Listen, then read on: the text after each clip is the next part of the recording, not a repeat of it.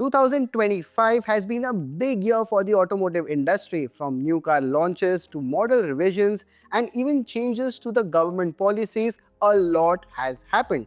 And in this video, we are sitting down to give you a quick rundown of all the highlights in the car world. What's new, what's changed, and what matters for you as buyers and car enthusiasts. So let's get started. But in this video, it's not just me alone. In fact, we have got Haji and Venkat with me to give you an overall picture of what happened in the previous year. But before we proceed, why don't you like, subscribe to our channel, and hit that bell icon to be notified the instant we put out a new video. Okay, so let's get to business. First thing that we will begin with are the different cars that were launched across varied price brackets.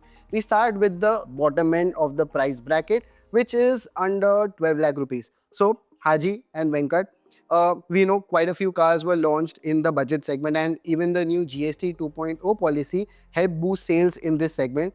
But for you, let's start with you, Haji. The car that mattered the most or made the biggest impact in this segment, which one was that? So according to me, the year started a little dull for this segment, budget segment, but I think Altroz picked it up, and that car was really special. Everything worked in the favor of Altroz. It is the only premium hatchback that got update in the segment. Also, Tata made the car a well-rounded product now. That said, we also had Citroen ranges that got X range, right? With that, all the cars benefited from more features, premium touches on the interior, and similar things. In fact, Altroz was the only car in the segment that got an update. Baleno, i20, even the Glanza, none of these cars got an update. It was just the Altroz. And it looks to me much more modern, and also remains the only car in the segment to be offered with a petrol DCT combination now. Also diesel engine. Yep, the only car with a diesel manual in that budget segment. 5-star GNCAP rating. That's true. Second one, what was the highlight for you, Venkat? So for me, it was actually two sets of cars. I say set because they kind of run together. So the first one was the Triber and Kiger. Both were long overdue for updates. Both got feature updates, design updates.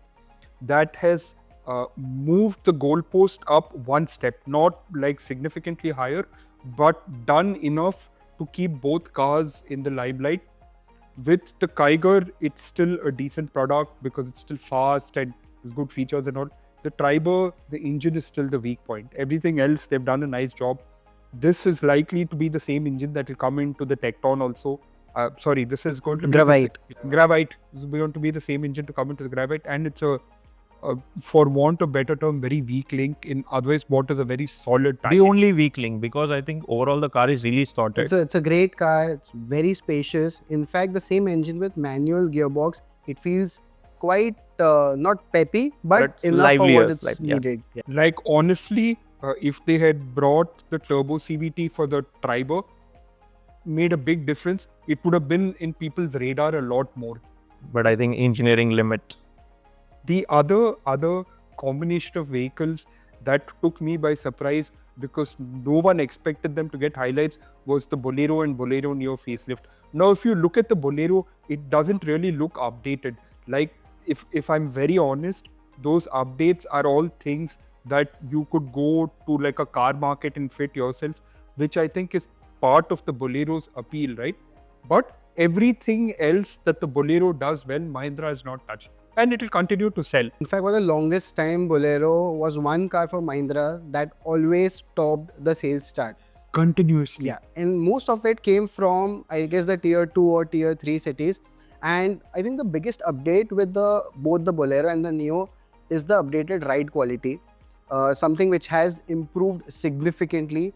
And features, yes, of course, the new quite landscape like infotainment screen. Touchscreen. It looks I quite didn't quirky. know that was possible. Yeah.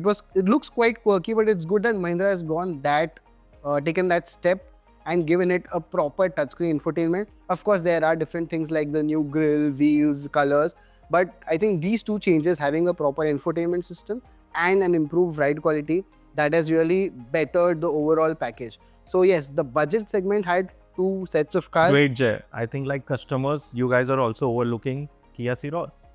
It starts at under 9 lakh, but didn't made a mark. So Ceros, I think it came very early in 2025. In fact, in January, we agree it's one of the most slow selling cars in Kia lineup. But one thing could be the prices, and second, I know it's optional and it differs, but looks. That's something which is not well accepted, or That has actually polarized the market, because if you pick up the Ceros as a product, it's offering a much better package than what the Sonnet offers, right? It was brought in to address the issues of the Sonnet, and it's addressed all of it. But looks wise and that matters. We might say, oh, it's subjective, oh, it's optional. It matters. It does matter, especially for a market like us. It does matter. We almost like think very carefully and deeply into every aspect: looks, features, mileage, everything. So yeah, these were the cars that our reviewers loved a lot in the budget segment. Now we climb up to the sub 20 lakh rupee segment, where a lot of action had happened. In fact, I have quite a few cars, but again, I'll let these two pick their favorite cars, and then I'll move to the other segment. So this time, Venkat first. Which one was the car that you loved in this 12 to 20 lakh rupee segment? Again, two sets of vehicles. The first one, and I think this is obvious for everyone, is the Maruti Victoris. Won the Icoti. It's Indian Car of the Year 2026. As a package, very strong, right? All the updates that Maruti needed to bring to make itself even more relevant to the market, it brought everything. Digital instrument cluster, level 2 ADAS, Powered tailgate. the all things that you expect because of cars like the Creta and Seltos, the Victoris now offers. Very solid package. Could do with a little more power from the engine. Exactly. I think it gets the same 1.5 liter N8 In the same from configuration the also, right? Ertiga and XL6. 108 bhp and 138 Nm of torque. So, but overall, I feel that Victoris is the most modern Maruti yet. There was a time when you wouldn't expect such features in a Maruti, having a panoramic sunroof, power tailgate, heads-up display. These have now come in the Victoris, and of course resulted in it winning the most prestigious award in the country. It is one of the smartest Maruti's move in recent years, bringing a flagship product for Arena, which has wider sales network. You wouldn't expect Maruti to undercut one of its own products, but I think this okay, we have to roll with this, and it's worked. And that reflects on the sales number, 14,000 odd units every month now. They're sitting on 70,000 pending bookings with 35,000 cars delivered. In fact, it's the second best-selling SUV after the Creta, and it has even overtaken the Grand Vitara Nexon. And if I'm not wrong, you had second car in the same segment. The second car I wanted to bring up was the Mahindra BE6, more specifically the two special editions. For the on August 14th, they showed us the BE6 Batman edition, and then last month they showed us the Formula E edition. Now, the BE6 Batman edition was a complete surprise, right? Lots of people, there was a large amount of speculation going on that it was a convertible BE6, that it was going to be a one-off and things like that, right? And they brought out this BE6 Batman edition, and they said 999 So they started with 100 or 300 units, and they later specified it to 999 units, almost 1,000. That's 999 units. Each of them can have so many different levels of customization. In fact, that is one good thing which manufacturers have started with special edition cars. They are not just limited colors or blacked out alloys and badges. Manufacturers are going to that extent to give you a personalized car. Like premium cars, you can personalize everything in your car. Like your name, your number and color. So many options to actually customize and make it much more distinct and unique as per your liking. So that's one thing, yes, good one. And just to point out, we spoke to some people in Mahindra, and they said that even Warner Brothers couldn't believe the response to this vehicle. They didn't expect that it would take off like this. And even more so, the fact that it's come out of India. Yep. Right? So that's something Warner Brothers didn't expect at all. And this has worked out fantastically for them. The other one is, of course, the Formula E edition. Mahindra is one of those that's been there in Formula E right from the beginning, which means they have heritage, legacy, whatever you want to call it. And they wanted to make big on that. And this Formula E edition is actually a pretty nice job, because in addition to making the car fancy, and by the way, if you've noticed, this Formula E edition has brought in new design elements, right? New headlamps, new bumpers, all of that. Things that you can expect that will become standard fitment in the regular B6. Or the rally edition, What Mahindra has done, what you were talking about, right? Customization program. They've upped the game by adding things like, the first 999 people that will book the car, they'll win a chance to get a whole bunch of custom elements, and from that they'll pick 3 people to go and watch a Formula E race, right? These might not seem particularly significant as such, but every step matters when you're creating a legacy of a personalization program. I think these are the two cars that almost stole the limelight. No. Sorry. I think it is Tata Sierra. How could you forget that? Of course. You guys can't overlook that. Tata Sierra has made its mark. Be it the booking numbers, be it the overall hype around it, people walking up to us and asking about the car during our review shoots. I think Sierra has definitely made its mark. The price point is really good, starting at just 10.5 lakh. In fact, the entire, I would say, marketing campaign that started right in mid-November and went on for almost a month, right from tapping into that nostalgia of first-gen Sierra, the design elements, the colors, the different and unique color names, bookings, even drive experience. I think that is something which Tata has nailed it quite aptly. And I think you've driven the Sierra. So tell me one thing which, in fact, two things which you have loved about the Sierra and two things that maybe it's still a Tata. Okay, so one point literally overlaps both. One is quality interior fit and finish, which has gone, which has been uplifted from other Tatas, but it still has room for improvement. Overall, feature-wise, this is possibly the most loaded Tata you can buy right now. And yes, Sierra, I drove it in Chandigarh, and I liked a lot of things about it. First, the fit and finish has really gone up from compared to other Tata cars. But again, in fact, I would want to interrupt here. Most of them have said that yes, the interior and the cabin does look much more modern, has different textures and layers, but there are some things rough which, edges, yeah. Yes. So I don't think it has fully improved. Definitely better than the older Tata cars that we have seen. But yes, I think fit and finish still needs some work. For improvement. And the packaging overall features distribution, variants distribution is really done really well. So I think overall Tata Sierra makes a good car in the segment. You get a bigger, more premium looking car. That nostalgia feel is always there. So that's the Tata Sierra. So in the sub 20 lakh rupee car, we've got the special editions of the B6 Victoris and the Sierra. But also there was one segment which was equally important in the 20 lakh rupee segment is the EV segment. In fact, we've got the Creta Electric that was launched at the start of the year. Windsor EV Pro, the bigger battery pack version. And we also got the Clavis EV which won the first runner-up in the green car segment. So yes, there were EV alternatives as well in the same price bracket. In fact, Clavis is much more rounded car now. It's got diesel, petrol, EV. Windsor with a bigger battery pack makes much more sense. And MGs are known to have a very close claimed to real world range, as we have tested previously with the standard Windsor and even the Comet. So that should be really good to watch. And the Clavis EV, Creta Electric, I think the response for Creta Electric has been slightly slow and on the... like a little bit subdued. Yeah. Not the thing I think also is that because it has the Creta badge attached to it, we had like very high expectations that people it will fly off the shelf. But I don't think EVs in that price bracket fly off the shelf that easily. Unlike Windsor EV Pro, I think. Yeah, in fact, MG has done really nice with the Windsor. In fact, in my opinion, there are two sets of EV buyers. One who really want their EVs to stand out. They should look different, have many different features, look quirky. But there are also a set of buyers, I count myself in that the EVs should look much more like the conventional cars. So the transition should be easier. It's a easy transition from ICE to EVs if your cars still look like the traditional way.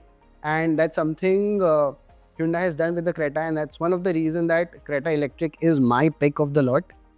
I want to add to what you're saying, which is that, the idea originally, like I remember when the Nexon EV came out, that was one of the first, this can I call it a converted EV? It's not a BEV, right? It's not a born electric vehicle.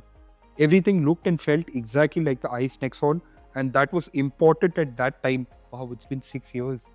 It was important at that time that you had that kind of interface so that people would make the jump, right? And my point in this was the Creta Electric, the Karen's Clavis EV, they're all very, for want of better term, easy to use because the controls are all conventional. I'm sorry to say that's not the case with the Windsor. It's a fantastic car to drive. It's very spacious. It's got nice features. But the fact that they've stuffed so many controls into that touchscreen, it's a headache, right? Especially in the Indian car market where, on Indian roads where you have to keep paying attention all the time. Taking your eyes off the road to do something on the screen, not a good idea. In fact, it would have been better. A similar example is the Tesla, which has most of its functions and controls in that screen.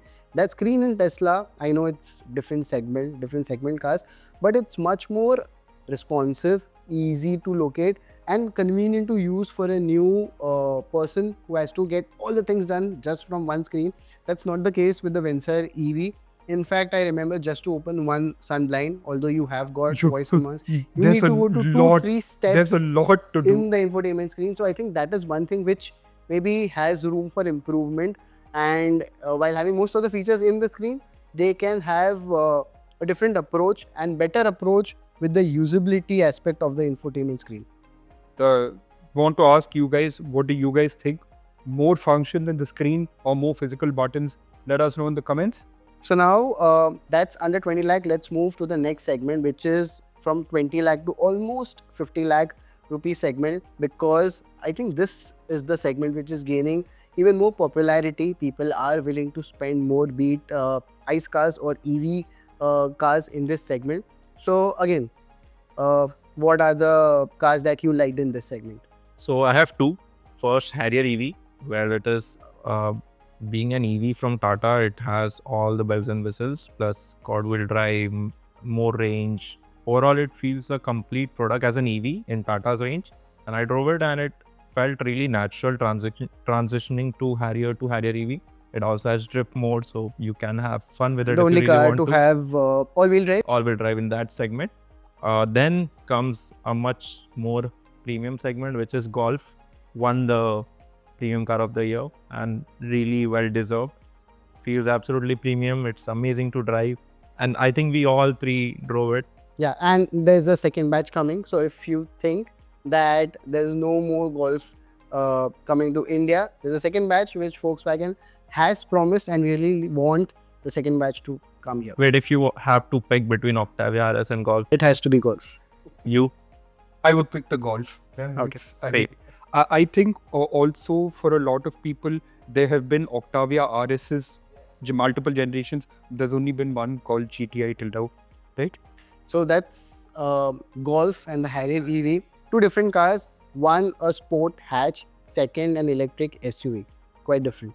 Venkat. My picks are a little more conventional. So first up, I want to go with the Harrier and Safari Petrol. Now, Tata had announced this, I think, much more about a year ago when they had shown this GDI turbo petrol engine, 1.5 engine. We kind of knew that it was coming to the Harrier and Safari. We just didn't know when, right? Because Tata's also vague with its timeline sometimes. Product makes a lot of sense, especially in places like Delhi NCR where petrol plays big role, right? People want large cars, but they don't want to pay for diesels because the life of a diesel car is also lesser in those regions. And also, if you look at the larger picture, they're probably going to export these, right? Because there are a lot of petrol-heavy markets, places like South Africa and maybe even Australia, petrol-heavy right-hand drive markets where these kind of products will work. Big SUVs, 2 rows, 3 rows. Taking one slightly higher step, I've also taken a liking to the new Skoda Kodiaq. I think it's an excellent product. It's, Skoda has had to reinvent itself with the India 2.0, with the Kodiaq and the Slavia, right? But it also has the Kodiaq because it's telling people that if you want to pay more money, you want the full Skoda experience, right? You want the whole thing, then here's what we can offer you. In fact, it's one of those cars where you don't really need a luxury brand badge. You don't need a badge which is like 60, 70, 80 lakh rupees. And compared to those cars, I think it's very well priced. It's a seven-seater car. Yeah, it's a seven-seater car. It has loads of features. In fact, I love those smart 3 dials that it has, which has at least 3 to 4 functions integrated in each of the dials. It looks very nice, is spacious, has a lot of features, and in that segment is one of the great package. In fact, compared to even the Tiguan R line, this one has got 3 row of seating. So yeah, and in fact, it was also the competitor for the premium car in this year's ICOT. So these are all the cars that we liked to drive or review or test for different reasons under different segments, under 12 lakh, 20 to 50 lakh. So what do you think? Are there cars that we have missed to highlight in this segment? Let us know in the comments below. And now we move to the different news that made headlines in the industry.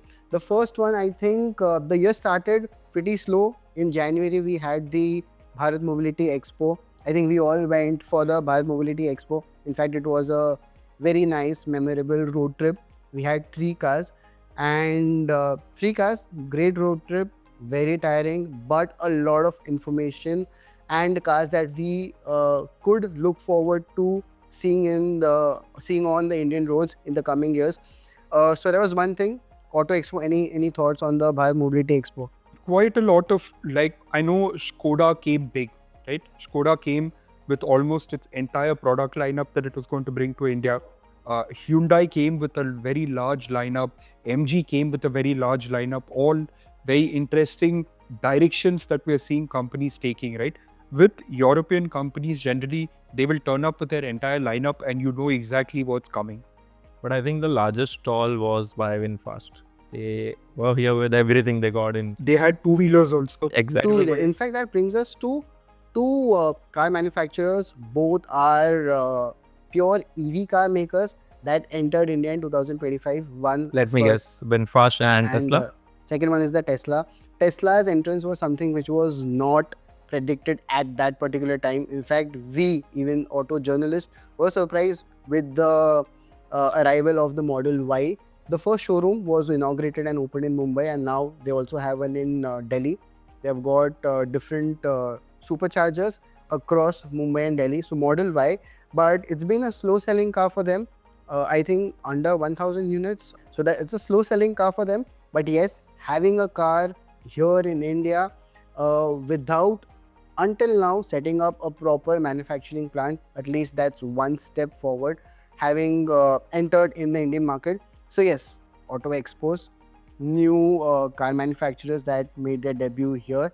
Now GST, I think that happened in September. Yeah, that I think if you have to say watershed moment, the one very important moment of this year's auto happenings, then it has to be this GST rate cut, right? So in fact, the GST 2.0 car prices were reduced significantly by almost 2 to 2.5 lakh rupees, and that prompted buyers, in fact, not to wait till the year end, but in fact speed up and buy their cars like right from September or October. And in fact, not just buyers, it also helped dealers to clear the inventory and give cars at a very competitive or prices that were really accessible. If you see cars like there's Espresso, there's Citroen C3, which had their price reduced at a very significant. In fact, Alto is, as we know, is not the cheapest car anymore. It's now the Espresso. Maruti has been one of the biggest beneficiaries of this because they had been saying for almost a year until now that our small car sales have plateaued. They're not going to grow. We're going to have flat growth, everything. They had something like, I think maybe 45 or 50% growth year on year in terms of small car sales. Like small car, when we're talking about the Alto and the Espresso, big leap for them. But we also have to point out that in the case of the Espresso, Maruti doesn't give separate numbers for the commercial version and the private car buyers. So whatever you're getting is a mix of both. So yeah, So this GST 2.0, let us know if you've bought cars in this period. And second thing was, most of the car manufacturers, while they had big launches, there were car manufacturers who announced their future plans. Let's say not for 2025, but for 2026. One such brand was Renault. We saw two cars that were launched, the updated Kiger and the Triber. Honda was one brand who has promised up to 10 new cars, but they'll be starting this onslaught from 2027. So we'll see 10 cars coming in from Honda in India from 2027 right up to 2030. It will have, I guess, modular updates, the new hybrid powertrain, and hopefully Premium products. premium products that I think Yeah. you were quite excited for the CRV. Prelude and Prelude CRV. and the CRV. Vikrant has done a full video on this. It's like a complete breakdown. He's quite detailed. Link is in the description. Yep. And this Tata also. In fact, Tata Avinya, which we are mostly familiar as a new car, is not going to be a new car, but a new sub-brand of Tata focused at the premium end of the spectrum. And they'll have 3 cars under the Avinya brand. These will be all electric cars, and the first one will be launched at the end of 2026. So Avinya is no more a car, but actually a brand. If you look at it from a Tata perspective, that makes sense because they have divided up their ICE, they have divided up their EV. So for them to make that premium thing separate, it seems logical. And also, you can't ask people to pay 60-70 lakhs for something with a Tata badge, right? They're not going to agree to that. You have to, okay, I get it. You have Land Rover and you have lessons from Jaguar Land Rover, but you have to separate the brands, right? You want to make a premium push, you have a good idea in mind, you have to separate the brands. And I think Hyundai also confirmed the launch of the Genesis as a brand, a premium chain. Yeah. In fact, it's the premium arm, just like Lexus is to Toyota. Genesis is the premium arm of Hyundai globally, and it will come in India by 2027. They will have separate dealerships, separate cars, no sort of merger or overlapping, as it will function as a fully separate and independent brand. Should be the same thing as Avinya. And also, we will be the first country outside of South Korea to have Genesis cars assembled, and that too in right-hand drive. We'll be the first right-hand drive Genesis market like that. Okay, so now that we've talked about most of the cars and most of the news that mattered in 2025, there's one thing which always ends the year on a very different note, are price hikes. And we've already started to get news from car manufacturers, BYD, Mercedes, Honda. So yes, expect a price hike of about 2 to 3% depending on the brand, the car, the variants, and they'll be rolled out from January onwards. I know it's already January. So if you have already bought cars in December, I hope you've got great discounts on the cars. And if you're planning or waiting for cars that will be launched in 2026, in fact, these two guys, they have done a separate video on that as well, part 1 and part 2. They've covered all the brands like Mahindra, Maruti, Hyundai, Tata, Nissan, Renault, Skoda, almost every single brand. And if you're curious what cars are coming in 2026, please do watch those 2 videos. And this was a quick recap of 2025. So yeah, I think it's quite a long video. The cars, the automotive news, all the things that happened in 2025. Let us know what was the highlight, which car, which news, things that you liked or didn't like about 2025, especially in the car world. So if you like this video, please give us a thumbs up, and we'll see you in all the videos that will now come in 2026.